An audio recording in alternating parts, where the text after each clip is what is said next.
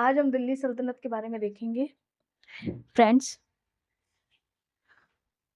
सबसे पहले आप लोग का मेरे चैनल पर बहुत बहुत स्वागत है और मैं अमिता आप लोगों को आज दिल्ली सल्तनत के बारे में बताऊंगी। साथ ही साथ आपको दिल्ली सल्तनत और उससे जुड़े हुए कुछ सवालों का भी क्विक रिवीजन कराऊंगी। तो आइए बढ़ते हैं वीडियो की तरफ। पर उससे पहले आप लोग मेरा चैनल सब्सक्राइब कीजिए, लाइक कीजिए और अधिक से अधिक लोगों की तरफ शेयर कीजिए। आपका साथ ही मेरा विकास है, इसलिए आप लोग जैसे जैसे पढ़ते जाएं, रिवीजन को करते जाएं, वैसे वैसे इस वीडियो को शेयर भी करते जाएं। Thank you. तो दिल्ली सल्तनत में सबसे पहले इसकी कहानी की शुरुआत हम शुरू से देखते हैं। तो हमारे मध्यकालीन भारत जैसे हम जानते ही हैं, मध्य भारत, वहाँ से आए थे कुछ तुर्क सरदार। तो इन तुर्क सरदारों में सबसे पहले एक अलख्तगीन था। अलख्तगीन ये यहाँ पर आया नहीं था, ये एक तुर्क सरदार था। ठीक है। इसके बाद इसका भी एक गुलाम था, एक ये तुर्क गुलाम था, सुबुक्तगीन। सुबुक्तगीन ये भी यहाँ पर आए नहीं थे ये लोग। अलख्तगीन और सुबुक्तगीन, अलख्तगीन का गुलाम था सुबुक्तगीन, और सुबुक्तगीन का पुत्र था महमूद गजनवी। महमूद गजनवी।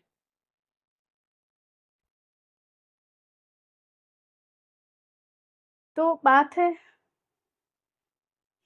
1900, बात हमारी है 998 की, जब महमूद गजनवी हमारे गजनी साम्राज्य का शासक बना।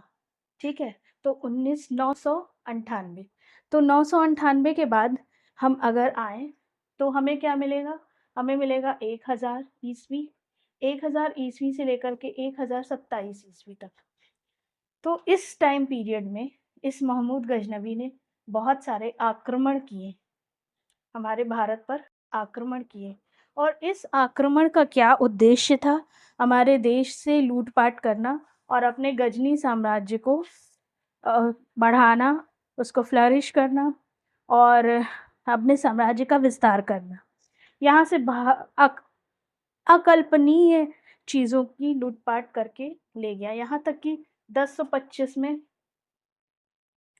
गजनवी ने सोमनाथ के मंदिर पर भी आक्रमण किया। सोमनाथ के मंदिर पर भी आक्रमण किया। ये गुजरात में है।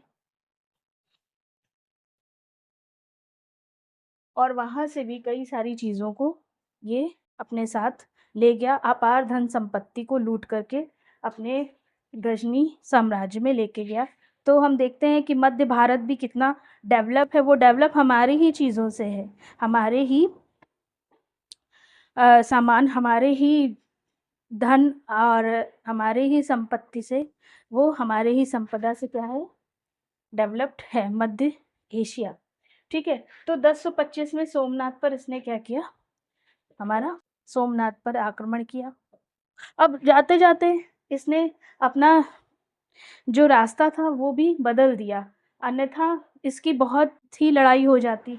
क्या 1000 से 1027 में ये ईस्वी में लड़ाई नहीं हुई क्या? बहुत सारी लड़ाइयाँ हुई, बहुत सारे आक्रमण हुए। और एक शाही वंश के राजा जयपाल थे, जयपाल से भी बहुत लड़ाई हुई, जो कि कश्मीर के थे।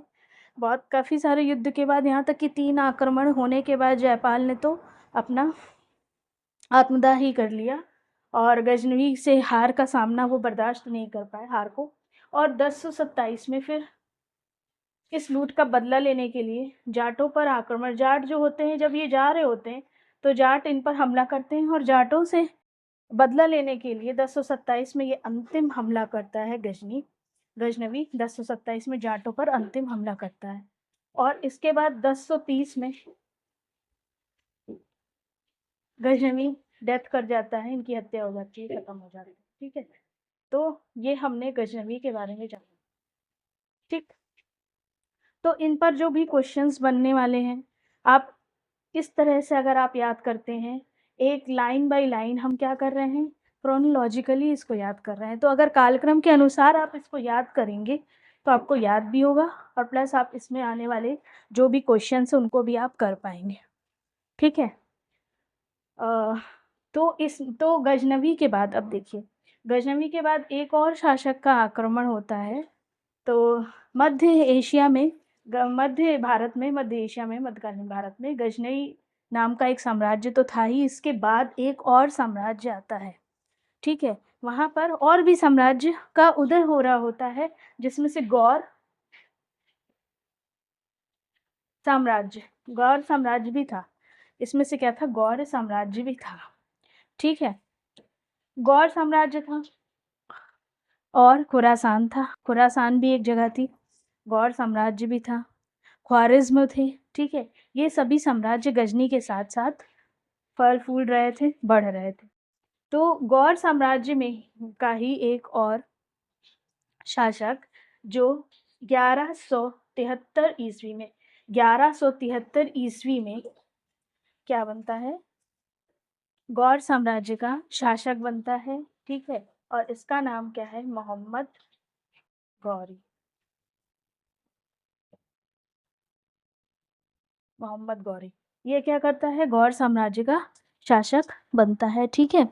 और मोहम्मद गौरी 1173 में शासन की गद्दी पर बैठता है और 1175 में 1175 ईस्वी में सिर्फ आप इतना भी लिखते जाएंगे तो आपका रिवीजन होता जाएगा, प्लस ये माइंड मैप के जरिए आप इन चीज़ों को, इन तथ्यों को याद भी कर लेंगे और ये फैक्ट्स आप याद करते करते करने के साथ साथ आप इनका नोट्स भी बना सकते हैं। इसी टाइप में आप नोट्स बना लीजिए।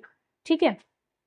1175 ईस्वी में ये मोहम्मद गौरी गुजरात में हमला करता है और गुजरात में दो चालुक्य वंश के दो भाई मूलराज द्वितीय और भीम द्वितीय, इन दोनों भाइयों से पराजित होता है 1175 में। ये सोलंकी वंश के थे। किस वंश के थे? सोलंकी वंश के थे। दो भाई मूलराज द्वितीय और भीम द्वितीय चालुक्य थे, सोलंकी वंश के थे। इनके ही वंश के भीम प्रथम से एक लड़ाई हुई थी। किसकी? गजनवी। भीम फर्स्ट से किसकी लड़ाई हुई थी? गजनवी की हुई थी। और मूलराज द्वितीय और भीम द्वितीय सोलंकी वंश के थे। इनका युद्ध होता है मोहम्मद गौरी से 1175 ईस्वी में। और 1175 ईस्वी में जब मोहम्मद गौरी भारत में आक्रमण करता है तो उसका युद्ध 1175 में वो आक्रमण करता है और 1178 में मूलराज द्वितीय और भीम द्वितीय के साथ इसका युद्ध होता है। ठीक है।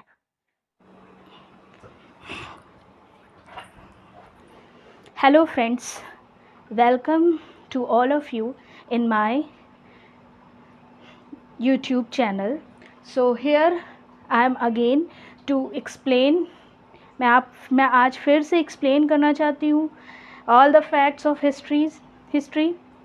So आज हम दिल्ली सल्तनत के लिए जो भी facts हैं उनको पढ़ेंगे और इससे पहले भी हमने दिल्ली सल्तनत के बारे में शुरू किया था, तो उसको हम उस कहानी को हम आगे कंटिन्यू करेंगे।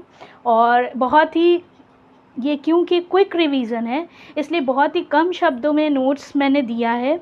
आप इसको एज इट इज़ अपनी कॉपी में लिख लीजिए, तो इससे आपको माइंड मैप की मदद से आपको पूरी हिस्ट्री याद भी हो जाएगी।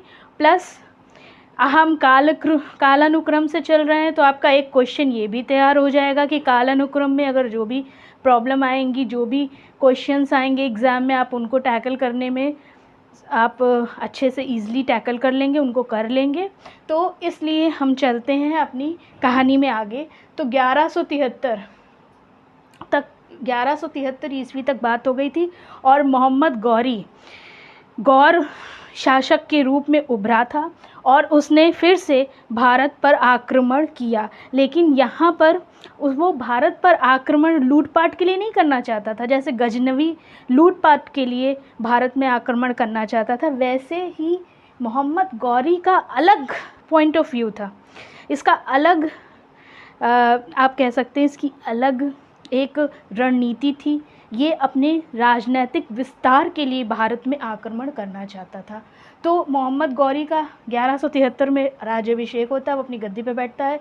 1175 में वो भारत पर आक्रमण करता है। फिर 1178 में, आपने नाम भी नहीं सुना होगा, आबू का युद्ध। जी हाँ, आबू का युद्ध हुआ था मूलराज द्वितीय भीम द्वितीय के बीच में। एक क्वेश्चन आया भी हुआ है कि मूलराज द्वितीय और भीम द्वितीय चालुक्य थे, कौन थे? चालुक्य थे। और इनका युद्ध किसके साथ हुआ? तो इनका युद्ध मोहम्मद गौरी के साथ हुआ, जहाँ पर आप नीचे तीर करते हुए आप ये पॉइंट शो कर सकते हैं कि इसमें गौरी की हार हुई थी और मूलराज द्वितीय और भीम द्वितीय जीते थे।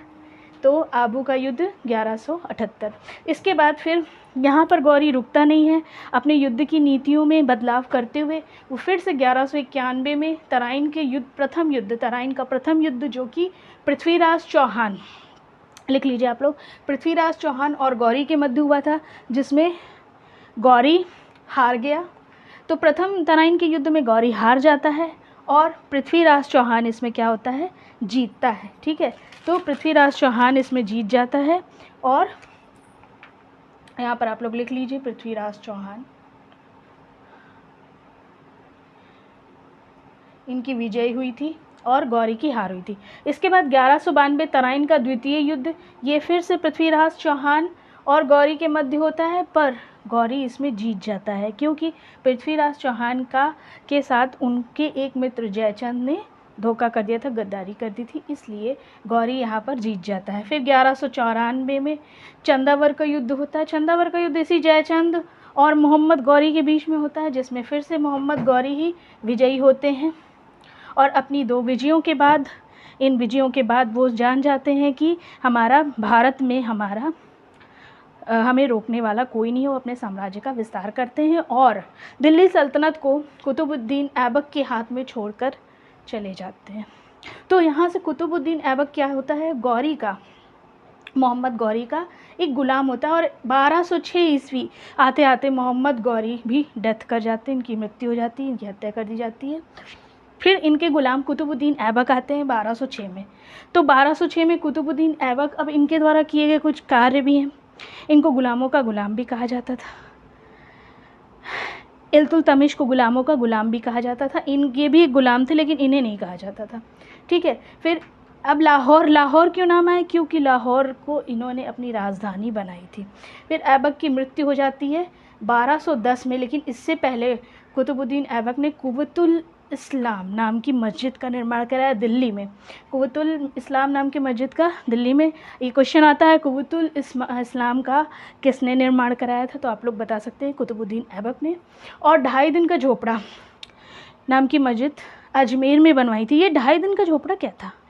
ये अगर आपको याद हो तो ये चौहान वंश के शासक विग्रहराज द्वितीय, विग्रहराज चतुर्थ का एक विद्यालय था। विग्रहराज चतुर्थ जी का एक विद्यालय था और जिसको इन्होंने 2.5 दिन के झोपड़ा नाम के मस्जिद बना दिया था कुतुबुद्दीन ऐबक ने।